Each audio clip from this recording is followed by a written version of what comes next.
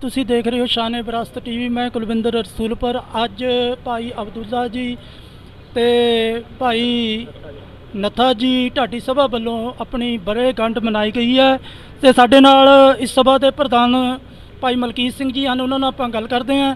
ਭਾਈ ਸਾਹਿਬ, ਵਾਹਿਗੁਰੂ ਜੀ ਕਾ ਖਾਲਸਾ, ਵਾਹਿਗੁਰੂ ਜੀ ਕਾ ਖਾਲਸਾ, ਵਾਹਿਗੁਰੂ ਜੀ ਕੀ ਫਤਿਹ ਜੀ। ਅੱਜ ਤੁਸੀਂ ਵੱਡਾ ਪਰਵਕਾਰ ਕੀਤਾ, ਜਿਹੜੇ ਢਾਡੀ ਸਾਹਿਬਾਨਾਂ ਦਾ ਸਤਿਕਾਰ ਵੀ ਕੀਤਾ ਹੈ ਤੇ ਤੁਹਾਡੀ ਸਭਾ ਦੀ ਨੇ ਬਰੇਗੰਢ ਵੀ ਮਨਾਈ ਹੈ। ਕੀ ਪ੍ਰਯੋਜਨਾ, ਅੱਗੇ ਤੁਸੀਂ ਕੀ ਕਰਨਾ ਚਾਹੁੰਦੇ ਹੋ? ਵਾਹਿਗੁਰੂ ਜੀ ਕਾ ਖਾਲਸਾ, ਵਾਹਿਗੁਰੂ ਜੀ ਕੀ ਫਤਿਹ।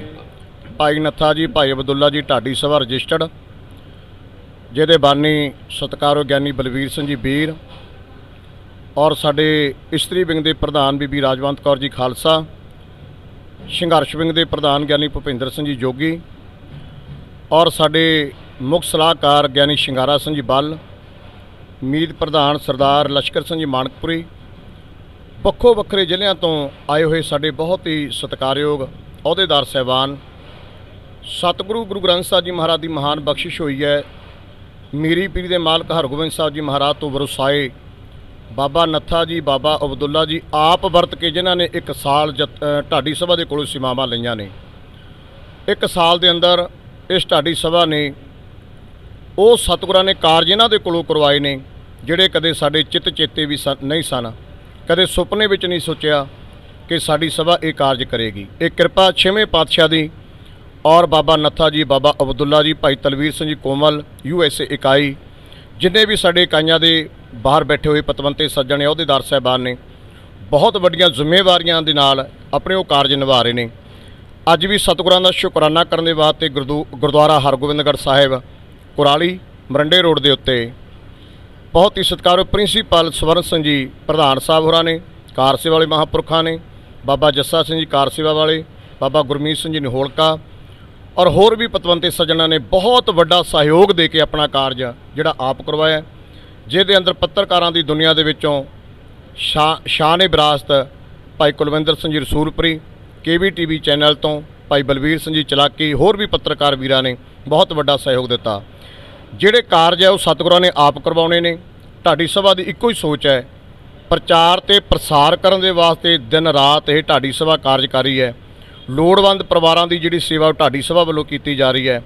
ਢਾਡੀ ਸਭਾ ਦੇ ਰਾਗੀ ਸਿੰਘਾਂ ਦੇ, ਗ੍ਰੰਥੀ ਸਿੰਘਾਂ ਦੀਆਂ ਆ ਰਹੀਆਂ ਦਰਪੇਸ਼ ਜਿਹੜੀਆਂ ਮੁਸ਼ਕਲਾਂ ਨੇ, ਉਹਨਾਂ ਨੂੰ ਹੱਲ ਕਰਵਾਉਣ ਦੇ ਵਾਸਤੇ ਸਾਡੇ ਕੋਲ ਅੱਜ ਤਖਤ ਸ੍ਰੀ ਕੇਸਗੜ੍ਹ ਸਾਹਿਬ ਦੇ ਸਿੰਘ ਸਾਹਿਬਾਨ, ਜਥੇਦਾਰ ਗਿਆਨੀ ਰਘਵੀਰ ਸਿੰਘ ਜੀ, ਉਹਨਾਂ ਨੇ ਬਹੁਤ ਬੜਾ ਮਾਣ ਸਨਮਾਨ ਸਾਡੀ ਸਭਾ ਨੂੰ ਬਖਸ਼ਿਆ ਹੈ।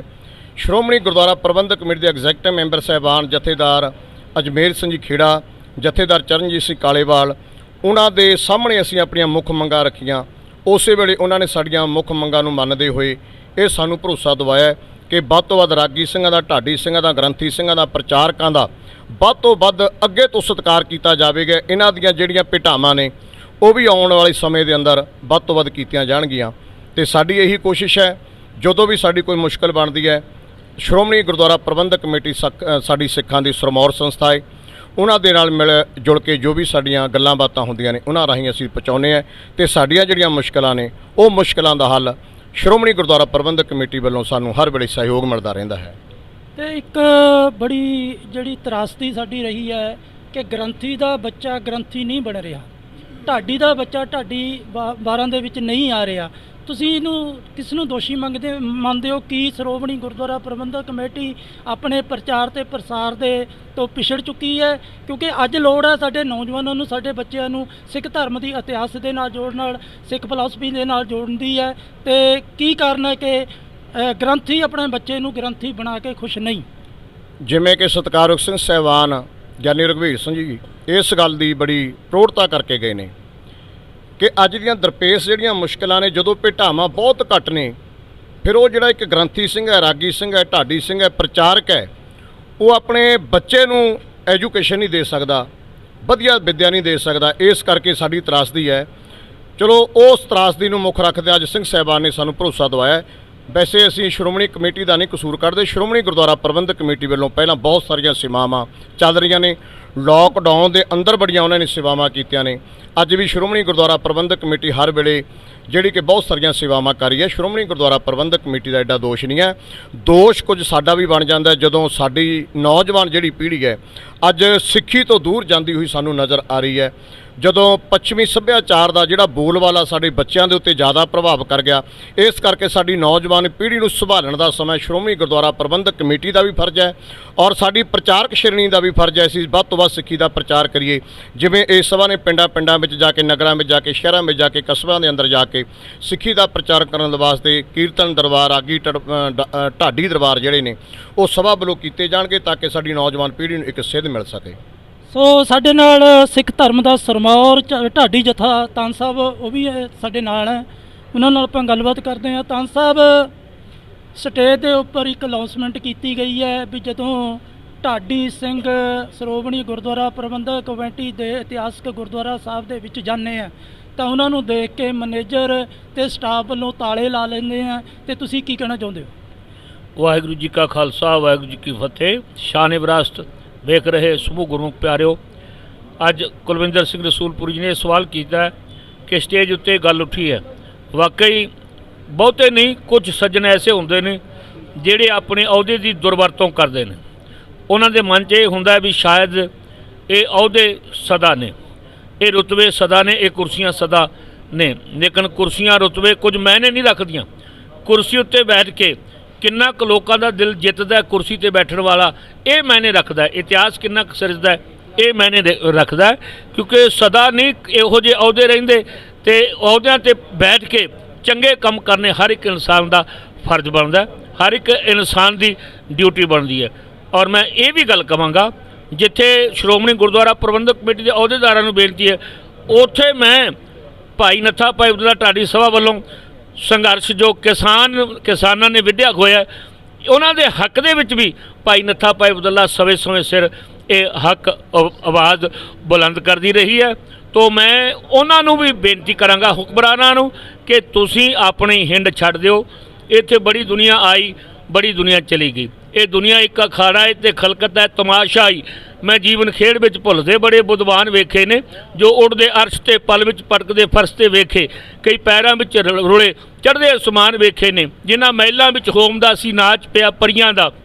ਮੈਂ ਪੈਂਦੇ ਕੀਰਨੇ ਬਣੇ ਉਹ ਸ਼ਮਸ਼ਾਨ ਵੇਖੇ ਨੇ, ਜਿਨ੍ਹਾਂ ਗਲ ਹੀਰਿਆਂ ਦੇ ਹਾਰ ਤੇ ਰੇਸ਼ਮ ਹਟਾਉਂਦੇ ਸੀ। ਮੈਂ ਸੁੱਕੇ ਟੁਕੜਿਆਂ ਨੂੰ ਵਿਲਕਦੇ ਉਹ ਇਨਸਾਨ ਵੇਖੇ ਨੇ, ਜਿਨ੍ਹਾਂ ਦੇ ਮੱਥੇ ਤੇ ਵੱਟ ਕੰਬਾਉਂਦੇ ਸੀ ਜ਼ਮਾਨੇ ਨੂੰ। ਮੈਂ ਕਹਿਰਾਂ ਜੋ ਬਿਲਕਦੇ ਉਹਨਾਂ ਦੇ ਅਰਮਾਨ ਵੇਖੇ ਨੇ, ਜਿਨ੍ਹਾਂ ਸਾਹਮਣੇ ਝੁਕਦੇ ਸੀ ਲੱਖਾਂ ਸਿਰ ਜਵਾਨਾਂ ਦੇ। ਮੈਂ ਗੈਰਾਂ ਸਾਹਮਣੇ ਝੁਕੇ ਉਹ ਬਲਵਾਨ ਵੇਖੇ ਨੇ, ਚਲਾਉਂਦੇ ਵੇਖਿਆ ਹੈ ਛੁਰੀਆਂ ਕਈ ਸਾਧਾਂ ਸੰਤਾਂ ਨੂੰ। ਪੁਜਾਰੀ ਮੰਦਰ ਦੇ ਵੇਚਦੇ ਈਮਾਨ ਵੇਖੇ ਨੇ, ਲਟਕਦੇ ਫਾਂਸੀ ਦੇ ਤਖਤੇ ਤੇ ਵੇਖਿਆ ਹੈ ਦੇਸ਼ ਭਗਤਾਂ ਨੂੰ। ਦੇਸ਼ ਭਗਤਾਂ ਦੇ ਲਿਬਾਸ ਵਿੱਚ ਛੁਪੇ ਸ਼ੈਤਾਨ ਵੇਖੇ ਨੇ। ਇਹ ਕੁਦਰਤ ਦੇ ਰੰਗ ਨੇ, ਰਾਜ ਪਾ ਕੇ ਕੁਰਸੀ ਪ੍ਰਾਪਤ ਕਰਕੇ, ਅਹੁਦਾ ਪ੍ਰਾਪਤ ਕਰਕੇ, ਨਾਨਕ ਨੀਮਾ ਜੋ ਚੱਲੈ ਲੱਗੈ ਨਾ ਤੱਤੀ ਵਾਓ। ਸੋਨੇ ਤੇ ਸੁਹਾਗੇ ਵਾਲੀ ਗੱਲ ਹੁੰਦੀ ਹੈ। ਇਹ 4 ਦਿਨਾਂ ਦੀ ਚਾਂਦਨੀ ਫਿਰ ਅੰਧੇਰੀ ਰਾਤ। ਪੰਥ ਗੁਰੂ ਕੇ ਸਿੱਖ, ਗੁਰੂ ਕੀ ਸੰਗਤ ਉਹਨਾਂ ਨੂੰ ਪ੍ਰਵਾਨ ਕਰਦੀ ਹੈ ਜਿਹੜੇ ਆਪਣੀ ਡਿਊਟੀ ਬਹੁਤ ਹੀ ਬਾਖੂਬੀ ਨਿਭਾਉਂਦੇ ਨੇ, ਨਿਮਰਤਾ ਨਾਲ ਹਰੇਕ ਦਾ ਸਨਮਾਨ ਕਰਦੇ ਨੇ, ਸਤਿਕਾਰ ਕਰਦੇ ਨੇ। ਉਹਨਾਂ ਦੇ ਇਤਿਹਾਸ ਵਿੱਚ ਨਾਂ ਲਿਆ ਜਾਂਦਾ। ਬਾਕੀ ਤਾਂ ਕੁਰਸੀਆਂ ਤੇ ਲੋਕ ਬਹਿੰਦੇ ਨੇ, ਚਲੇ ਜਾਂਦੇ ਨੇ, ਕੋਈ ਨਾਂ ਵੀ ਨਹੀਂ ਲੈਂਦਾ। ਵਾਹਿਗੁਰੂ ਜੀ ਕਾ ਖਾਲਸਾ, ਵਾਹਿਗੁਰੂ ਜੀ ਕੀ ਫਤਿਹ। ਸਾਡੇ ਨਾਲ ਇਸਤਰੀ ਵਿੰਗ ਦੇ ਪ੍ਰਧਾਨ ਬੀਬੀ ਜੀ ਹਨ, ਉਹਨਾਂ ਨਾਲ ਵੀ ਆਪਾਂ ਗੱਲ ਕਰਦੇ ਹਾਂ। ਭੈਣ ਜੀ, ਮਾਈ ਭਾਗੋ ਦੀਆਂ ਜਿਹੜੀਆਂ ਸੇਵਾਵਾਂ ਹੈ ਅੱਜ ਸਾਡੇ ਬੱਚਿਆਂ ਨੂੰ ਨਹੀਂ ਦਿੱਤੀਆਂ ਜਾ ਰਹੀਆਂ। ਸਾਡੀਆਂ ਬੀਬੀਆਂ ਭੈਣਾਂ ਪਤਤ ਪਾਉਣੇ ਨੂੰ ਜ਼ਿਆਦਾ ਅਹਿਮੀਅਤ ਦਿੰਦੀ ਹੈ, ਕੀ ਕਾਰਨ ਸਮਝਦੇ ਹੋ? ਕਾਰਨ ਫੈਸ਼ਨ ਪ੍ਰਸਤੀ ਹੈ, ਤੇ ਥੋੜ੍ਹਾ ਜਿਹਾ ਇਹਦੇ ਵੱਲ ਜਿਹੜੇ ਮਾਪੇ ਧਿਆਨ ਨਹੀਂ ਦਿੰਦੇ ਉਹਨਾਂ ਬੱਚਿਆਂ ਦੀ ਆਪਾਂ ਇਹ ਗੱਲ ਕਰਦੇ ਹਾਂ, ਕਿਉਂਕਿ ਬੱਚੇ ਸਾਡੇ ਵੀ ਨੇ। ਤੇ ਜੇ ਉਹਨਾਂ ਨੂੰ ਚੰਗੀ ਸਿੱਖਿਆ ਦਿੱਤੀ ਜਾਂਦੀ ਹੈ, ਬੱਚੇ ਬਚਪਨ ਤੋਂ ਨਿਤਨੇਮ ਕਰਦੇ ਨੇ, ਉਹਨਾਂ ਨੂੰ ਇਤਿਹਾਸ ਸੁਣਾਇਆ ਜਾਂਦਾ ਕਿ ਮਾਈ ਭਾਗੋ ਕੌਣ ਸੀ, ਮਾਤਾ ਗੁਜਰੀ ਜੀ ਕੌਣ ਹਨ, ਮਾਤਾ ਭਾਨੀ ਜੀ ਕੌਣ ਹਨ, ਤੇ ਫਿਰ ਸਾਡੀਆਂ ਬੱਚੀਆਂ ਕਦੇ ਵੀ ਗਲਤ ਰਸਤੇ ਤੇ ਨਹੀਂ ਚੱਲਦੀਆਂ, ਫਿਰ ਉਸ ਨੂੰ ਅਪਣਾਉਂਦੀਆਂ ਹਨ, ਉਸ ਵਿਰਸੇ ਨੂੰ, ਉਸ ਇਤਿਹਾਸ ਨੂੰ ਯਾਦ ਕਰਕੇ। ਪਰ ਜਦੋਂ ਘਰ ਦੇ ਵਿੱਚ ਉਹਨਾਂ ਨੂੰ ਇਤਿਹਾਸ ਨਹੀਂ ਲੱਭਦਾ, ਜਦੋਂ ਮਾਵਾਂ ਫੈਸ਼ਨ ਪ੍ਰਸਤੀ ਦੇ ਵਿੱਚ ਨੇ, ਤੇ ਬੱਚੀਆਂ ਵੀ ਫਿਰ ਅੱਗੋਂ।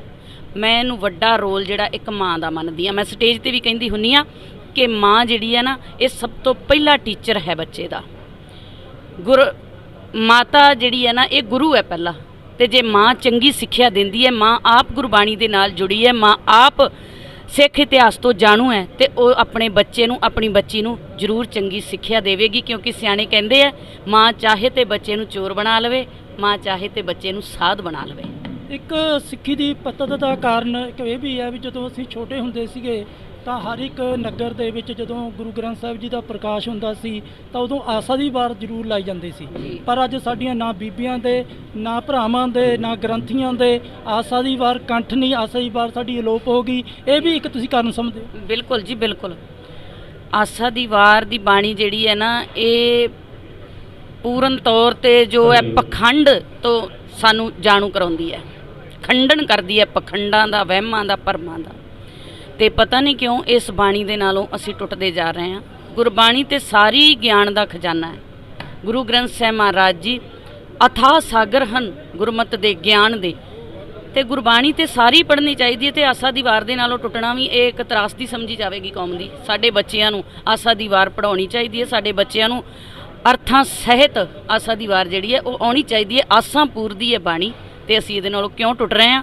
ਤੇ ਮੈਂ ਅੱਜ ਇਹੋ ਹੀ ਮੈਸੇਜ ਦੇਵਾਂਗੀ ਆਪਣੀਆਂ ਭੈਣਾਂ ਮਾਤਾਵਾਂ ਨੂੰ, ਗੁਰਸਿੱਖ ਬੀਬੀਆਂ ਨੂੰ, ਆਪ ਗੁਰਬਾਣੀ ਦੇ ਨਾਲ ਜੁੜੋ, ਇਤਿਹਾਸ ਤੋਂ ਜਾਣੂ ਹੋਵੋ, ਆਪਣੇ ਬੱਚਿਆਂ ਨੂੰ ਇੱਧਰ ਨੂੰ ਪ੍ਰੇਰਿਤ ਕਰੋ। ਤੁਸੀਂ ਇੱਕ ਸਵਾਲ ਕੀਤਾ ਸੀ ਭਾਜੀ ਹੁਣਾਂ ਦੇ ਨਾਲ, ਪਪਰਾਲੀ ਸਾਹਿਬ ਦੇ ਨਾਲ, ਕਿ ਗ੍ਰੰਥੀ ਦਾ ਬੱਚਾ ਅੱਜ ਗ੍ਰੰਥੀ ਨਹੀਂ ਬਣਦਾ, ਢਾਡੀ ਦਾ ਬੱਚਾ ਅੱਜ ਢਾਡੀ ਨਹੀਂ ਬਣਦਾ। ਸੋ ਮੈਂ ਇਹਦੇ ਵਿੱਚ ਇੱਕ ਇਹ ਵੀ ਸੋਚ ਹੈ ਮੇਰੀ ਆਪਣੀ, ਬਈ ਹੋ ਸਕਦਾ ਹੈ ਜੋ ਕਰਮ ਅਸੀਂ ਕੀਤੇ ਹੋਏ ਨੇ ਉਹਨਾਂ ਬੱਚਿਆਂ ਦੇ ਉਹ ਨਹੀਂ ਕੀਤੇ ਹੋਏ, ਜੇ ਸਾਡੇ ਬੱਚੇ ਇੱਧਰ ਨਹੀਂ ਲੱਗ ਰਹੇ। ਕਿਉਂਕਿ ਮੈਂ ਇਸ ਨੂੰ ਨਿਮਾਣ ਵੱਲ ਨਹੀਂ ਲਿਜਾਂਦੀ ਕਿ ਇਹਦੇ ਵਿੱਚ ਊਣਤਾਈਆਂ ਨੇ, ਸਾਡੇ ਬੱਚੇ ਤਾਂ ਨਹੀਂ ਇੱਧਰ ਆ ਰਹੇ। ਨਹੀਂ, ਸਾਡੇ ਬੱਚਿਆਂ ਦੇ ਵਿੱਚ ਕਮੀਆਂ ਨੇ, ਉਹਨਾਂ ਦੇ ਕਰਮ ਨਹੀਂ ਕਿ ਉਹ ਸਿੱਖ ਇਤਿਹਾਸ ਦਾ ਪ੍ਰਚਾਰ ਕਰ ਸਕਣ। ਤੇ ਜੇ ਉਹਨਾਂ ਦੇ ਕਰਮ ਚੰਗੇ ਕੀਤੇ ਹੋਣਗੇ ਤੇ ਸਾਡੇ ਬੱਚੇ ਇਸ ਲਾਈਨ ਤੇ ਜ਼ਰੂਰ ਆਉਣਗੇ। ਇਸ ਲਾਈਨ ਵਰਗੀ ਕੋਈ ਲਾਈਨ ਨਹੀਂ। ਜੇ ਸਾਡੇ ਕਰਮ ਚੰਗੇ ਕੀਤੇ ਸੀ ਤਾਂ ਅਸੀਂ ਸਟੇਜਾਂ ਤੋਂ ਖੜ ਕੇ ਅੱਜ ਲੱਖਾਂ ਦੀ ਗਿਣਤੀ ਦੇ ਵਿੱਚ ਸੰਗਤਾਂ ਨੂੰ ਉਪਦੇਸ਼ ਦਿੰਦੇ ਹਾਂ, ਗੁਰੂ ਘਰ ਦੇ ਇਤਿਹਾਸ ਦੇ ਨਾਲ ਜੋੜਦੇ ਹਾਂ, ਗੁਰਬਾਣੀ ਦੀ ਸਿੱਖਿਆ ਦਿੰਦੇ ਹਾਂ। ਤੇ ਜੇ ਸਾਡੇ ਬੱਚਿਆਂ ਦੇ ਏਡੇ ਵੱਡੇ ਕਰਮ ਹੋਣਗੇ ਤੇ ਉਹ ਜ਼ਰੂਰ ਇੱਧਰ ਆਉਣਗੇ। ਮੈਂ ਇਸ ਚੀਜ਼ ਨੂੰ ਇਸ ਸੋਚ ਦੇ ਨਾਲ ਲੈਂਦੀ ਹਾਂ। ਸੋ ਸਾਡੇ ਨਾਲ ਇਸ ਸਭਾ ਦੇ ਸਰਪ੍ਰਸਤ ਭਾਈ ਵੀਰ ਸਿੰਘ ਜੀ ਹਨ, ਉਹਨਾਂ ਨਾਲ ਵੀ ਆਪਾਂ ਗੱਲ ਕਰਦੇ ਹਾਂ। ਭਾਈ ਸਾਹਿਬ, ਕਿਵੇਂ ਮਹਿਸੂਸ ਕੀਤਾ ਕਿ ਢਾਡੀਆਂ ਨੂੰ ਇਕੱਠਾ ਕੀਤਾ ਜਾਵੇ, ਇੱਕ ਸਭਾ ਬਣਾਈ ਜਾਵੇ, ਕਿਵੇਂ ਮਨ ਦੇ ਵਿੱਚ ਆਇਆ ਹੈ? ਵਾਹਿਗੁਰੂ ਜੀ ਕਾ ਖਾਲਸਾ, ਵਾਹਿਗੁਰੂ ਜੀ ਕੀ ਫਤਿਹ। ਦਾਸ ਗਿਆਨੀ ਬਲਵੀਰ ਸਿੰਘ ਜੀ ਵੀਰ, ਭਾਈ ਨੱਥਾ ਜੀ, ਭਾਈ ਅਬਦੁੱਲਾ ਜੀ, ਢਾਡੀ ਸਭਾ ਦੇ ਸਰਪ੍ਰਸਤ ਵਜੋਂ ਭਾਈ ਸਾਹਿਬ ਨੇ ਸਵਾਲ ਕਰਿਆ ਵੀ ਤੁਸੀਂ ਮਹਿਸੂਸ ਕਿਵੇਂ ਕਰਿਆ, ਤੁਹਾਡੇ ਮਨ ਵਿੱਚ ਕਿਵੇਂ ਆਇਆ। ਅਸਲ ਗੱਲ ਇੰਨੀ ਆ, ਜਦੋਂ ਕਰੋਨਾ ਕਾਲ ਚੱਲ ਰਿਹਾ ਸੀ ਸਾਨੂੰ ਦਿਖਾਈ ਦੇ ਰਿਹਾ ਸੀਗਾ ਵੀ ਜਿਹੜਾ ਸਾਡਾ ਭਾਈਚਾਰਾ ਇਹ ਬਹੁਤ ਤੰਗੀ ਵਿੱਚ ਆ ਗਿਆ, ਬਹੁਤ ਔਖੀ ਘੜੀ 'ਚ ਆ ਗਿਆ। ਕਿਤੇ ਇਹ ਐਂ ਨਾ ਹੋਵੇ ਵੀ ਪਿੱਛੇ ਨੂੰ ਹਟ ਜਾਵੇ, ਪਿੱਛੇ ਨੂੰ ਮੁੜ ਜਾਵੇ। ਇਹ ਗੁਰੂ ਮਹਾਰਾਜ ਨੇ ਆਖਿਆ ਸੀ ਸੂਰਬੀਰ ਬਚਨਾ ਕੇ ਬਲੀ, ਜਾਣੀ ਜਿਹੜੇ ਉੱਚੀ ਅਸੀਂ ਆਵਾਜ਼ ਵਿੱਚ ਕਹਿੰਦੇ ਆ, ਯੋਧਿਆਂ ਦੀਆਂ ਗੱਲਾਂ ਕਰਦੇ ਆ, ਵੀ ਜੇ ਉਹੀ ਪਿੱਛੇ ਹਟ ਜਾਂਦੇ ਆ ਤਾਂ ਕੌਮ ਕੋਲ ਬਾਕੀ ਬਹੁਤਾ ਵੱਡਾ ਖਜ਼ਾਨਾ ਨਹੀਂ ਰਹਿ ਜਾਂਦਾ। ਇਹ ਮਹਿਸੂਸ ਕਰਕੇ ਅਸੀਂ ਸਾਰੇ ਜਿਹੜੇ ਭਾਈ ਮਲਕੀਤ ਸਿੰਘ ਪਪਰਾਲੀ ਹੋ ਗਿਆ, ਭਾਈ ਜਸਪਾਲ ਸਿੰਘ ਤਾਨ ਹੋ ਗਿਆ, ਗੁਰਨਾਮ ਸਿੰਘ ਮੋਹੀ ਹੋ ਗਿਆ, ਅਸੀਂ ਆਪਸ ਵਿੱਚ ਮੀਟਿੰਗ ਸੱਦੀ, ਮੇਰੇ ਸ਼ਾਗਿਰਦਾਂ ਦੇ ਨਾਲ, ਮੇਰੇ ਮਿੱਤਰ ਪਿਆਰਿਆਂ ਨਾਲ, ਮੇਰੇ ਭਰਾਵਾਂ ਨਾਲ ਵਿਚਾਰ ਕੀਤਾ ਵੀ ਅਸੀਂ ਆਪਣੇ ਇਹ ਧਿਰ ਨੂੰ ਸਾਂਭੀਏ ਕਿਵੇਂ। ਜਿਹੜੀ ਪੰਥ ਦੀ ਇੱਕ ਖਾਸ ਧਿਰ ਆ, ਪ੍ਰਚਾਰ ਖੇਤਰ ਵਿੱਚ ਖੜੀ ਆ, ਸਿਵਲ ਵਿੱਚ ਪ੍ਰਚਾਰ ਕਰਦੀ ਆ, ਕੋਈ ਆਸ ਨਹੀਂ ਰੱਖਦੀ ਵੀ ਕਦੋਂ ਕੁਝ ਮਿਲੂਗਾ ਜਾਂ ਨਾ ਮਿਲੂਗਾ। ਉਹ ਨਿਸ਼ਕਾਮ ਸੇਵਾ ਵਾਲੇ ਲੋਕ ਜੇ ਉਹ ਪਿੱਛੇ ਹਟ ਜਾਂਦੇ ਆ ਤਾਂ ਸਾਨੂੰ ਬਹੁਤ ਖਤਰਾ ਹੋ ਸਕਦਾ। ਇਹਨੂੰ ਮਹਿਸੂਸ ਕਰਦੇ ਆ ਅਸੀਂ ਫਿਰ ਇਕੱਠ ਬਣਾਇਆ। ਇਕੱਠ ਵੀ ਉੱਥੇ ਸੱਦਿਆ ਜਿੱਥੇ ਬਾਬਾ ਬੰਦਾ ਸਿੰਘ ਬਹਾਦਰ ਨੇ ਬੈਠ ਕੇ ਫੈਸਲਾ ਲਿਆ ਬਈ ਵਜੀਦ ਖਾਨ ਨੂੰ ਮਾਰਨਾ ਕਿਵੇਂ ਆ, ਕਰੋਨਾ ਕਾਲ 'ਚੋਂ ਨਿਕਲਣਾ ਕਿਵੇਂ। ਅਸੀਂ ਇਹ ਮਹਿਸੂਸ ਕਰਕੇ ਅਸੀਂ ਫਤਿਹ ਜੰਗ ਵਾਲੇ ਅਸਥਾਨ 'ਤੇ, ਚਪੜਚਿੜੀ ਦੇ ਅਸਥਾਨ 'ਤੇ ਇਕੱਤਰ ਹੋਏ, ਬੈਠੇ ਵਿਚਾਰ ਕੀਤਾ। ਇੱਕ ਅਸੀਂ ਆਪਣਾ ਮੁੱਢਲਾ ਗਰੁੱਪ ਬਣਾਇਆ ਜਿਹੜਾ ਕੇਂਦਰੀ ਕਮੇਟੀ ਕਹਾਉਂਦਾ, ਭਾਈ ਨੱਥਾ ਜੀ, ਭਾਈ ਅਬਦੁੱਲਾ ਜੀ, ਢਾਡੀ ਸਭਾ ਵਿੱਚ। ਉਸ ਤੋਂ ਬਾਅਦ ਫਿਰ ਅਗਲਾ ਪ੍ਰੋਗਰਾਮ ਸੰਭਾਲਿਆ। ਫਿਰ ਅਸੀਂ ਆਪਣੇ ਮਿੱਤਰਾਂ ਨੂੰ, ਉਹਨਾਂ ਨੂੰ ਮਿਲੇ ਜਿਹੜੇ ਸਾਡਾ ਸਹਿਯੋਗ ਦੇ ਸਕਦੇ ਸਨ। ਇਸ ਤਰ੍ਹਾਂ ਫਿਰ ਅਸੀਂ ਅੱਗੇ ਆਪਣਾ ਕੰਮ ਤੋਰਿਆ। ਪਾਠੀਆਂ ਨੂੰ, ਗ੍ਰੰਥੀਆਂ ਨੂੰ, ਰਾਗੀਆਂ ਨੂੰ, ਢਾਡੀਆਂ ਕਵੀਸ਼ਰਾਂ ਨੂੰ, ਜਿੰਨਾ ਵੀ ਬਿੱਤ ਮੁਤਾਬਕ ਰਸਤ ਪਹੁੰਚਾਉਣ ਦਾ ਪ੍ਰੋਗਰਾਮ ਜਾਂ ਹੋਰ ਸਾਰਾ ਕਰਕੇ ਉਹਨਾਂ ਨੂੰ ਦੱਸਿਆ ਵੀ ਆਹ ਤੁਹਾਨੂੰ ਮੰਚ ਬਣਾਤਾ, ਇੱਕ ਤੁਹਾਨੂੰ ਸਟੇਜ ਬਣਾਤੀ, ਸਟੇਜ 'ਤੇ ਖੜ੍ਹ ਕੇ ਆਪਣਾ ਮੂੰਹ ਦਿਖਾਓ ਲੋਕਾਂ ਨੂੰ। ਉਹਨਾਂ ਨੂੰ ਹੌਸਲਾ ਹੋ ਗਿਆ ਵੀ ਅਸੀਂ ਕੁਝ ਕਰ ਸਕਾਂਗੇ, ਕੋਈ ਕਰ ਗੁਜ਼ਰਾਂਗੇ। ਉਹ ਇਸੇ ਗੱਲ ਨੂੰ ਲੈ ਕੇ ਉਹ ਸਾਰੇ ਦੇ ਸਾਰੇ ਇਕੱਠੇ ਹੋ ਕੇ ਫਿਰ ਉਹ ਜਦ ਤੁਰੇ ਮੰਜ਼ਿਲ ਵੱਲ, ਹਮ ਅਕੇਲੇ ਹੀ ਚੱਲ ਪੜੇ ਥੇ, ਮੰਜ਼ਲੇ ਮਕਸੂਦ ਕੀ ਤਰਫ ਲੋਕ ਮਿਲਤੇ ਗਏ, ਕਾਫਲਾ ਬਣਤਾ ਗਿਆ। ਇਹ ਵੱਡਾ ਕਾਰਵਾਂ ਬਣ ਗਿਆ। ਇਹ ਵੱਡਾ ਕਾਰਵਾਂ ਜਿਹੜਾ ਬਣਿਆ ਇਹਨੇ ਜੋ ਕਰਿਆ ਸਾਰਾ ਦੁਨੀਆ ਵਿੱਚ ਪਤਾ ਹੈ ਵੀ ਇਹ ਕੰਮ ਕਰਦੇ ਆ ਲੋਕ। ਅਸੀਂ ਮਿਹਨਤ ਸੇਵਾ ਕਰਨ ਵਾਸਤੇ ਆਏ ਹਾਂ। ਸਿਰਫ ਸਾਡਾ ਮਨੋਰਥ ਸੇਵਾ, ਪੰਥ ਦੀ ਸੇਵਾ, ਔਰ ਇਹ ਪੰਥ ਦੀ ਸੇਵਾ ਵਾਸਤੇ ਖੜੇ ਰਹਿਣਾ। ਤਾਂ ਅਸੀਂ ਆਪਣੇ ਭਾਈਚਾਰੇ ਨੂੰ ਬਲ ਦੇਣ ਵਾਸਤੇ ਖੜੇ ਸੀ ਵੀ ਇਹਨਾਂ ਨੂੰ ਬਲ ਮਿਲ ਜਾਵੇ, ਹੌਸਲਾ ਮਿਲ ਜਾਵੇ ਵੀ ਅਸੀਂ ਕੁਝ ਕਰ ਗੁਜ਼ਰ ਸਕਦੇ ਹਾਂ। ਪੰਥ ਲਈ ਸਾਡੀ ਡਿਊਟੀ ਆ, ਗੁਰੂ ਨਾਨਕ ਮਹਾਰਾਜ ਨੇ ਲਾਈ ਆ, ਨਾਲ ਮਰਦਾਨੇ ਨੂੰ ਲੈ ਕੇ। ਫਿਰ ਗੁਰੂ ਮਹਾਰਾਜ ਗੁਰੂ ਹਰਗੋਬਿੰਦ ਸਾਹਿਬ ਨੇ ਸਾਡੀ ਡਿਊਟੀ ਲਾਈ, 10ਵੇਂ ਪਾਤਸ਼ਾਹ ਨੇ ਨਾਲ ਰੱਖਿਆ, ਪੰਥ ਨੇ ਹਮੇਸ਼ਾ ਸਾਨੂੰ ਨਾਲ ਰੱਖਿਆ। ਇਸ ਕਰਕੇ ਅਸੀਂ ਆਪਣੇ ਆਪ ਅੱਗੇ ਹੌਸਲੇ ਨਾਲ ਵਧੇ ਤੇ ਗੁਰੂ ਸਾਹਿਬ ਨੇ ਸਾਡੀ ਬਾਂਹ ਫੜ ਰੱਖੀ ਹੈ ਜੀ। ਕਾਰਜ ਚੱਲੀ ਜਾ ਰਿਹਾ, ਸਭਾਵਾਂ ਬੇਅੰਤ ਨੇ, ਸਾਰੀਆਂ ਆਪਣੇ ਆਪਣੀ ਥਾਂ ਤੇ ਕੰਮ ਕਰਦੀਆਂ ਨੇ, ਲੇਕਿਨ ਗੁਰੂ ਸਾਹਿਬ ਨੇ ਜੋ 1 ਸਾਲ ਦੇ ਅੰਦਰ ਅੰਦਰ ਭਾਈ ਨੱਥਾ ਭਾਈ ਅਬਦੁੱਲਾ ਢਾਡੀ ਸਭਾ ਲਈ ਕੰਮ ਲਿਆ, ਉਹ ਕੁਛ ਲਾਮਿਸਾਲ ਹੈ ਜੀ। ਉਹ ਤੁਸੀਂ ਵੀ ਜਾਣਦੇ ਹੋ, ਭਾਈ ਕੁਲਵਿੰਦਰ ਸਿੰਘ ਜੀ ਰਸੂਲਪੁਰੀ ਸਾਹਿਬ, ਤੁਸੀਂ ਸਾਡੇ ਨਾਲ ਹੀ ਰਹਿੰਦੇ ਹੋ, ਹਮੇਸ਼ਾ ਸਾਨੂੰ ਸਹਿਯੋਗ ਦਿੱਤਾ। ਉਹ ਤੁਹਾਨੂੰ ਸਾਰਿਆਂ ਨੂੰ ਪਤਾ। ਤੁਸੀਂ ਇਹ ਸੰਸਾਰ ਤੱਕ ਪਹੁੰਚਾਉਣਾ ਤੇ ਸਾਨੂੰ ਬਲ ਮਿਲੇ ਵੀ ਅਸੀਂ ਸੇਵਾ ਕਰੀਏ, ਸਿਰਫ ਸੇਵਾ। ਤਾਂ ਹਾਂਜੀ ਤਾਂ ਸਾਹਿਬ ਇੱਕ ਸਵਾਲ ਤੁਹਾਡੇ ਲਈ ਆ। ਅੱਜ ਪਹਿਲੇ ਸਮੇਂ ਦੇ ਵਿੱਚ ਸਨਾਤਨ ਪੁਸਤਕਾਂ ਪੜ੍ਹੀਆਂ ਜਾਂਦੀਆਂ ਸੀ, ਜਿਵੇਂ ਭਾਬਰ ਅੰਮ੍ਰਿਤ ਗ੍ਰੰਥ ਹੈ, ਪ੍ਰਬੋਧ ਚੰਦਰ ਨਾਟਕ ਗ੍ਰੰਥ ਆ, ਵਿਚਾਰ ਸਾਗਰ, ਵਿਚਾਰਮਾਲਾ, ਰਾਜਨੀਤੀ, ਚਾਣਕਿਆ। ਇਹ ਗ੍ਰੰਥ ਸਿੱਖ ਕੌਮ ਨੂੰ ਗੁਰੂ ਗੋਬਿੰਦ ਸਿੰਘ ਮਹਾਰਾਜ ਜੀ ਨੇ ਵੀ ਕਿਹਾ ਸੀਗਾ ਵੀ ਹਰ ਇੱਕ ਧਰਮ ਦੇ ਗ੍ਰੰਥ ਪੜ੍ਹਨੇ ਆ, ਵਿਦਿਆ ਵਿਚਾਰ ਨਹੀਂ ਹੈ। ਕਿਤੇ ਨਾ ਕਿਤੇ ਅਸੀਂ ਇਹਨਾਂ ਤੋਂ ਵੀ ਦੂਰ ਹੋ ਗਏ। ਦੂਸਰਾ ਮੇਰਾ ਪ੍ਰਸ਼ਨ ਹੈ ਕਿ ਅੱਜ ਸਾਹਿਬ ਸ੍ਰੀ ਗੁਰੂ ਗ੍ਰੰਥ ਸਾਹਿਬ ਜੀ ਦੇ ਜਿਹੜੇ ਸਰੂਪ ਆ ਪਾਤਸ਼ਾਹ ਆ ਗਏ। ਜਦੋਂ ਲੜੀਵਾਰ ਸਰੂਪ ਸੀਗੇ ਉਦੋਂ ਹਰ ਇੱਕ ਬੱਚਾ ਸੰਥਿਆ ਕੀਤਾ ਸੀ, ਕਰਦੇ ਸੀਗੇ, ਤੁਸੀਂ ਵੀ ਕੀਤੀ ਹੈ, ਮੈਂ ਵੀ ਕੀਤੀ ਹੈ ਸੰਥਿਆ, ਪੜ੍ਹਨੇ ਦਾ ਸ਼ੌਂਕ ਹੁੰਦਾ ਸੀਗਾ। ਤੇ ਇਹ ਕੀ ਸਮਝਦੇ ਹੋ ਕਿ ਸਾਨੂੰ ਲੜੀਵਾਰ ਸਰੂਪਾਂ ਦੀ ਅੱਜ ਲੋੜ ਹੈ? ਤੇ ਦੂਸਰਾ ਕੀ ਸਨਾਤਨ ਗ੍ਰੰਥ ਪੜ੍ਹ ਕੇ ਵੀ ਅਸੀਂ ਅੱਗੇ ਜਾ ਸਕਦੇ ਹਾਂ? ਤੁਸੀਂ ਬਹੁਤ ਵਧੀਆ ਸਵਾਲ ਕੀਤਾ ਹੈ। ਤੁਸੀਂ ਆਪਣੀ ਅਮੀਰੀ ਵੇਖਣੀ ਹੋਵੇ ਨਾ ਤਾਂ ਤੁਹਾਨੂੰ ਗੁਆਂਢੀ ਦੇ ਘਰ ਜਾ ਕੇ ਝਾਕਣਾ ਪਏਗਾ। ਅਗਰ ਅਸੀਂ ਆਪਣੇ ਧਰਮ ਨੂੰ ਵਡਿਆਉਣਾ ਚਾਹੁੰਦੇ ਹਾਂ, ਅਸੀਂ ਆਪਣੇ ਧਰਮ ਨੂੰ ਮਹਾਨ ਬਣਾਉਣਾ ਚਾਹੁੰਦੇ ਹਾਂ, ਤਾਂ ਸਾਨੂੰ ਦੂਜੇ ਧਰਮਾਂ ਦਾ ਅਧਿਐਨ ਕਰਨਾ ਪਏਗਾ। ਉਹਨਾਂ ਦੇ ਵਿੱਚ ਚੰਗੀਆਂ ਚੀਜ਼ਾਂ ਨੇ, ਚੰਗੀਆਂ ਚੀਜ਼ਾਂ ਅਡਾਪਟ ਕਰਨੀਆਂ ਚਾਹੀਦੀਆਂ ਤੇ ਮਾੜੀਆਂ ਚੀਜ਼ਾਂ ਛੱਡਣੀਆਂ ਚਾਹੀਦੀਆਂ ਨੇ। ਇਸੇ ਕਰਕੇ ਸਾਡੇ ਗੁਰੂ ਸਾਹਿਬਾਨਾਂ ਨੇ ਉਸ ਵਕਤ ਜਿਹੜੇ ਹਿੰਦੂਆਂ ਦੇ ਗ੍ਰੰਥ ਸਨ, ਮੁਸਲਮਾਨਾਂ ਦੇ, ਈਸਾਈਆਂ ਦੇ, ਕਿਸੇ ਵੀ ਮਜ਼ਹਬ ਦਾ ਕੋਈ ਵੀ ਸੀ, ਜਿਹੜੀ ਗੱਲ ਚੰਗੀ ਲੱਗੀ ਗੁਰੂ ਆਸ਼ੇ ਮੁਤਾਬਕ ਉਹਨਾਂ ਨੂੰ ਸਨਮਾਨ ਦਿੱਤਾ, ਨਾ ਕਿ ਜੋ ਗਿਰਾਵਟ ਵੱਲ ਜਾ ਰਹੀਆਂ ਸਨ ਉਹਨਾਂ ਨੂੰ ਸਨਮਾਨ ਦਿੱਤਾ। ਇਹ ਵੀ ਅੱਜ ਸਮੇਂ ਦੀ ਲੋੜ ਹੈ ਕਿ ਕਿਉਂਕਿ ਸਾਡੇ ਉਹ ਵੀ ਗ੍ਰੰਥ, ਚਾਹੇ ਹਿੰਦੂਆਂ ਦਾ ਕੋਈ ਮੁਸਲਮਾਨ, ਜਿਨ੍ਹਾਂ ਦੇ ਕੋਈ ਆਸਥਾ ਹੈ, ਉਹਨਾਂ ਦਾ ਸਨਮਾਨ ਸਤਿਕਾਰ ਕਰਨਾ ਸਾਡਾ ਫਰਜ਼ ਬਣਦਾ ਹੈ। ਸਭ ਤੋਂ ਵੱਡੀ ਗੱਲ, ਅੱਜ 14 ਤਰੀਕ ਨੂੰ ਗੁਰੂ ਅਰਜਨ ਦੇਵ ਮਹਾਰਾਜ ਦੀ ਸ਼ਹਾਦਤ ਹੋਈ ਹੈ। ਗੁਰੂ ਅਰਜਨ ਦੇਵ ਮਹਾਰਾਜ ਦੀ ਸ਼ਹਾਦਤ ਦਾ ਕਾਰਨ ਇਹੋ ਸੀ ਕਿ ਜਿਹੜੇ ਗ੍ਰੰਥ ਸਦੀਆਂ ਤੋਂ ਸਤਿਕਾਰੇ ਜਾ ਰਹੇ ਸੀ, ਜਿਹੜੇ ਗ੍ਰੰਥਾਂ ਦੀ ਪੂਜਾ ਹੁੰਦੀ ਸੀ, ਭਾਵੇਂ ਉਹਨਾਂ ਵਿੱਚ ਸੱਚ ਸੀ, ਜੋ ਇਤਿਹਾਸ ਸੀ ਮਿਥਿਆਸ ਸੀ, ਅੱਜ ਵੀ ਉਹਨਾਂ ਦਾ ਸਤਿਕਾਰ ਹੁੰਦਾ ਹੈ। ਲੇਕਿਨ ਉਹਨਾਂ ਦੇ ਪੈਰਲਲ, ਉਹਨਾਂ ਦੇ ਬਰਾਬਰ ਸੱਚ ਦੀ ਗੱਲ ਕਹਿਣ ਵਾਲਾ, ਸੱਚ ਸੁਣਾਏ ਸੀ, ਸੱਚ ਕੀ ਬੇਲਾ, ਹਰੇਕ ਮਜ਼ਹਬ ਨੂੰ ਸਤਿਕਾਰ ਦੇਣ ਵਾਲਾ, ਮਾਨਵਤਾ ਨੂੰ ਸਤਿਕਾਰਨ ਵਾਲਾ ਜਦੋਂ ਗ੍ਰੰਥ ਤਿਆਰ ਕਰ ਦਿੱਤਾ, ਫਿਰ ਗੁਰੂ ਸਾਹਿਬ ਦਾ ਵਿਰੋਧ ਉਹਨਾਂ ਕੱਟੜ ਬੰਦਿਆਂ ਨੇ ਕੀਤਾ ਜਿਨ੍ਹਾਂ ਦੀ ਪੂਜਾ ਹੁੰਦੀ ਸੀ, ਜਿਨ੍ਹਾਂ ਦੇ ਉੱਤੇ ਲੋਕ ਕਿੰਤੂ ਪਰੰਤੂ ਕਰਨ ਲੱਗ ਪਏ, ਸਵਾਲ ਕਰਨ ਲੱਗ ਪਏ। ਲੇਕਿਨ ਮੈਂ ਅੱਜ ਭਾਈ ਨੱਥਾ ਭਾਈ ਅਬਦੁੱਲਾ ਢਾਡੀ ਸਭਾ ਦੇ ਇਸ ਵਰ੍ਹੇਗੰਢ ਉੱਤੇ ਮੈਂ ਸਮੁੱਚੀ ਮਾਨਵਤਾ ਨੂੰ ਬੇਨਤੀ ਕਰਾਂਗਾ ਕਿ ਦੁਨੀਆ ਦੇ ਵਿੱਚ ਵਾਹਿਦ ਇੱਕੋ ਇੱਕ ਗੁਰੂ ਹੈ ਜੋ ਸ਼ਬਦ ਗੁਰੂ ਹੈ। ਸ਼ਬਦ ਹਮੇਸ਼ਾ ਕਾਇਮ ਹੈ। ਆਦ ਸੱਚ ਜੁਗਾਦ ਸੱਚ ਹੈ, ਭੀ ਸੱਚ ਨਾਨਕ ਹੋਸੀ ਭੀ ਸੱਚ। ਕੁਝ ਵੀ ਨਹੀਂ ਹੋਏਗਾ, ਸ਼ਬਦ ਉਦੋਂ ਕਾਇਮ ਰਹੇਗਾ। ਇਸ ਕਰਕੇ ਆਪਾਂ ਸ਼ਬਦ ਦੇ ਲੜ ਲੱਗੀਏ। ਵਾਹਿਗੁਰੂ ਜੀ ਕਾ ਖਾਲਸਾ, ਵਾਹਿਗੁਰੂ ਜੀ ਕੀ ਫਤਿਹ। ਭੈਣ ਜੀ, ਗੱਲ ਸ਼ਬਦ ਦੀ ਹੋਈ ਹੈ। ਬਲਵਿੰਦਰ ਕੌਰ ਸਾਹਿਬ ਸ੍ਰੀ ਗੁਰੂ ਗ੍ਰੰਥ ਸਾਹਿਬ ਮਹਾਰਾਜ ਜੀ ਦਾ ਫਰਮਾਨ ਹੈ ਕਿ ਗੁਰੂ ਨਾਨਕ ਦੇਵ ਜੀ ਨੇ ਲੰਗਰ ਬੜੇ ਚਲਾਏ, ਲੰਗਰ ਚੱਲਦੇ ਨੇ, ਵਿਰਸਾ ਅਮੀਰ ਹੈ ਸਾਡਾ। ਪਰ ਕਿਤੇ ਨਾ ਕਿਤੇ ਗੁਰੂ ਗ੍ਰੰਥ ਸਾਹਿਬ ਜੀ ਦਾ ਫਰਮਾਨ ਹੈ, ਸ਼ਬਦ ਚੱਲੇ ਗੁਰ ਸ਼ਬਦ ਹਰ, ਲੰਗਰ ਚੱਲੇ ਗੁਰ ਸ਼ਬਦ ਹਰ। ਅੱਜ ਸਾਨੂੰ ਗੁਰੂ ਦੇ ਲੰਗਰ ਦੀ, ਗੁਰੂ ਦੇ ਸ਼ਬਦ ਦੀ ਘਾਟ ਮਹਿਸੂਸ ਹੋ ਰਹੀ ਹੈ ਜੀ। ਵਾਹਿਗੁਰੂ ਜੀ ਕਾ ਖਾਲਸਾ, ਵਾਹਿਗੁਰੂ ਜੀ ਕੀ ਫਤਿਹ। ਵੀਰ ਜੀ, ਪ੍ਰਸ਼ਨ ਤੁਹਾਡਾ ਬਹੁਤ ਅਹਿਮ ਹੈ ਕਿ ਜਿੱਥੇ ਅਸੀਂ ਆਪਣੇ ਤਨ ਦੀ ਜਿਹੜੀ ਲੋੜ ਆ ਭੋਜਨ, ਤੇ ਉੱਥੇ ਸਾਡੀ ਆਤਮਾ ਨੂੰ ਬੰਦਗੀ ਦੀ ਲੋੜ ਹੈ। ਤੇ ਬੰਦਗੀ ਦੇ ਵਾਸਤੇ ਮੇਰੇ ਸਤਿਗੁਰੂ ਨੇ ਸਾਨੂੰ ਸ਼ਬਦ ਦਿੱਤਾ, ਸ਼ਬਦ ਦੇ ਲੜ ਲਾਇਆ, ਕਿਉਂਕਿ ਸਾਡਾ ਸ਼ਬਦ ਹੀ ਗੁਰੂ ਹੈ। ਮੇਰੇ ਸਤਿਗੁਰੂ ਕਹਿੰਦੇ ਨੇ ਕਿ ਸ਼ਬਦ ਗੁਰੂ ਸੁਰਤ ਧੁਨ ਚੇਲਾ। ਤੇ ਗੁਰ ਪਿਆਰੇ ਸਾਧ ਸੰਗਤ ਨੂੰ ਮੈਂ ਬੇਨਤੀ ਕਰਦੀ ਕਿ ਜਿੰਨਾ ਚਿਰ ਅਸੀਂ ਸਤਿਗੁਰੂ ਗ੍ਰੰਥ ਸਾਹਿਬ ਜੀ ਮਹਾਰਾਜ ਦੇ ਲੜ ਨਹੀਂ ਲੱਗਾਂਗੇ, ਉਹਨਾਂ ਦੀ ਬਾਣੀ ਨੂੰ ਨਹੀਂ ਪੜਾਂਗੇ, ਅਰਥਾਂ ਸਮੇਤ ਵਿਚਾਰਾਂਗੇ ਨਹੀਂ, ਉਹਨਾਂ ਚਿਰ ਸਾਨੂੰ ਸ਼ਬਦ ਦੀ ਸਮਝ ਨਹੀਂ ਲੱਗ ਸਕੇਗੀ। ਸਾਨੂੰ ਗੁਰੂ ਦੇ ਲੜ ਲੱਗਣ ਦੀ ਲੋੜ ਆ। ਗੁਰੂ ਦੀ ਬਾਣੀ ਦੇ ਪ੍ਰਚਾਰ ਦੀ, ਵਿਸਥਾਰ ਦੀ ਤੇ ਉਹਨਾਂ ਦੇ ਅਰਥਾਂ ਦੀ ਸੰਗਤ ਨੂੰ ਸੋਝੀ ਕਰਾਉਣ ਦੀ ਜ਼ਰੂਰਤ ਹੈ। ਕਿਤੇ ਨਾ ਕਿਤੇ ਅਸੀਂ ਗੁਰੂ ਗ੍ਰੰਥ ਸਾਹਿਬ ਜੀ ਨੂੰ ਸਿਰਫ ਮੱਥਾ ਟੇਕਣ ਤੱਕ ਹੀ ਸੀਮਿਤ ਰੱਖ ਲਿਆ। ਇਹ ਮੇਰੇ ਸਮਾਜ ਦੀ ਤਰਾਸਦੀ ਆ, ਕਿਉਂਕਿ ਪਹਿਲਾਂ ਜਿੰਨੇ ਗ੍ਰੰਥ ਸੀ ਉਹਨਾਂ ਨੂੰ ਵੀ ਪੂਜਿਆ ਹੀ ਜਾਂਦਾ ਸੀ, ਪਰ ਮੇਰੇ ਸਤਿਗੁਰੂ ਗ੍ਰੰਥ ਸਾਹਿਬ ਜਿਹੜੇ ਨੇ ਸਾਨੂੰ 10ਵੇਂ ਪਾਤਸ਼ਾਹ ਨੇ ਇਹਨਾਂ ਦੇ ਲੜ ਇਸ ਕਰਕੇ ਲਾਇਆ ਕਿ ਇਹਨਾਂ ਨੂੰ ਪੜ੍ਹ ਕੇ ਇਹਦੇ ਵਿੱਚ ਕੀ ਲਿਖਿਆ, ਇਹਦੇ ਤੋਂ ਸਿੱਖਿਆ ਕੀ ਮਿਲਦੀ ਹੈ।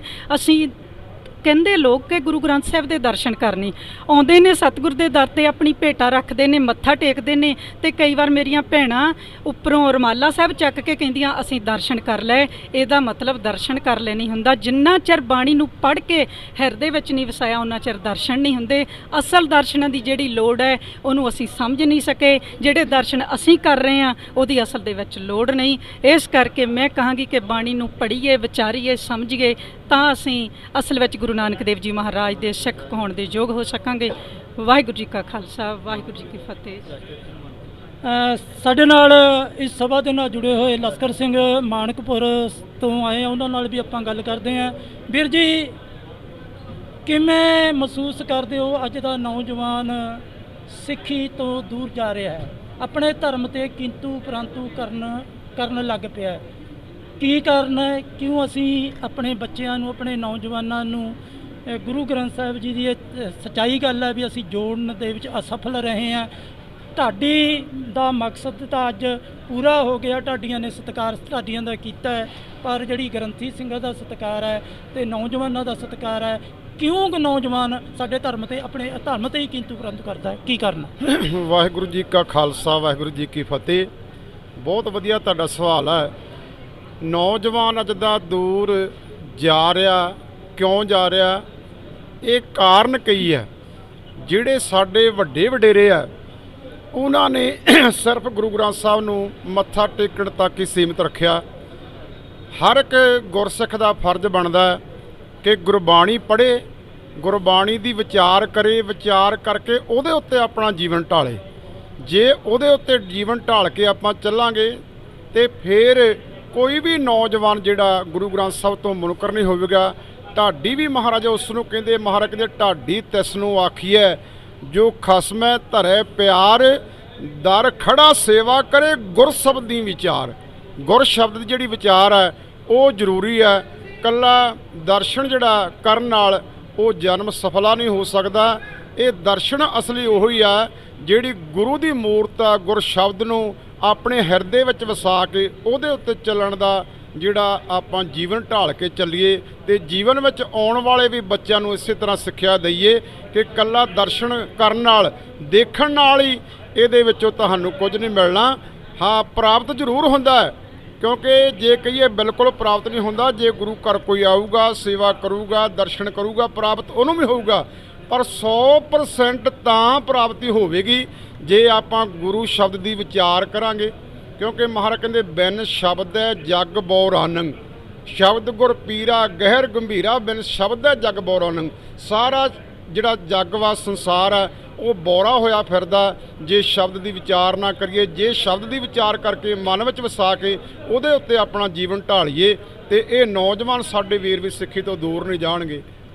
ਸੋ ਇਹ ਸਨ ਢਾਡੀ ਸਭਾ ਦੇ ਮੈਂਬਰ, ਜਿਨ੍ਹਾਂ ਦਾ ਕਹਿਣਾ ਹੈ ਕਿ ਅਸੀਂ ਸਾਹਿਬ ਸ੍ਰੀ ਗੁਰੂ ਗ੍ਰੰਥ ਸਾਹਿਬ ਮਹਾਰਾਜ ਜੀ ਪਾਤਸ਼ਾਹ ਜੀ ਨੂੰ ਕੇਵਲ ਤੇ ਕੇਵਲ ਮੱਥਾ ਟੇਕਣ ਤੱਕ ਹੀ ਸੀਮਿਤ ਰੱਖ ਲਿਆ, ਕਿਉਂਕਿ ਚੌਥੇ ਪਾਤਸ਼ਾਹ ਜੀ ਦਾ ਫਰਮਾਨ ਹੈ, ਸਤਿਗੁਰ ਨੂੰ ਸਤਿ ਸਭ ਕੋ ਵੇਖਦਾ, ਜੇਤਾ ਜਗਤ ਸੰਸਾਰ, ਡਿੱਠੇ ਮੁਕਤ ਨ ਹੋਵਈ, ਜੇ ਚਰ ਸ਼ਬਦ ਨਾ ਕਰੇ ਵਿਚਾਰ। ਜਦੋਂ ਅਸੀਂ ਸੁਣਿਆ, ਮੰਨਿਆ, ਮਨ ਕੀਤਾ ਭਾਉ ਤੇ ਅਸੀਂ ਅਰਥ ਨਹੀਂ ਸਮਝਦੇ, ਇਹਨਾਂ ਬਾਰੇ ਪਤਾ ਨਹੀਂ ਲੱਗਦਾ, ਉਦੋਂ ਤੱਕ ਸਿੱਖੀ ਦੇ ਵਿੱਚ ਨਿਗਾਰ ਆਉਣਾ ਲਾਜ਼ਮੀ ਹੈ। ਸੋ ਸਾਨੂੰ ਲੋੜ ਹੈ, ਸਾਡੇ ਸਮੇਂ ਦੀ ਇਹ ਮੰਗ ਹੈ ਕਿ ਅਸੀਂ ਇਸ ਤਰ੍ਹਾਂ ਦੇ ਸਮਾਗਮ ਕਰਦੇ ਰਹੀਏ ਜਿਸ ਦੇ ਨਾਲ ਸਿੱਖ ਵਿਰਸੇ ਦੇ ਨਾਲ ਅਸੀਂ ਜੁੜਦੇ ਰਹਾਂਗੇ। ਕੈਮਰਾਮੈਨ ਅਮਰਤਪਾਲ ਦੇ ਨਾਲ ਮੈਂ ਕੁਲਵਿੰਦਰ ਰਸੂਲਪੁਰ, ਸ਼ਾਨ-ਏ-ਵਿਰਾਸਤ TV ਦੇ ਲਈ।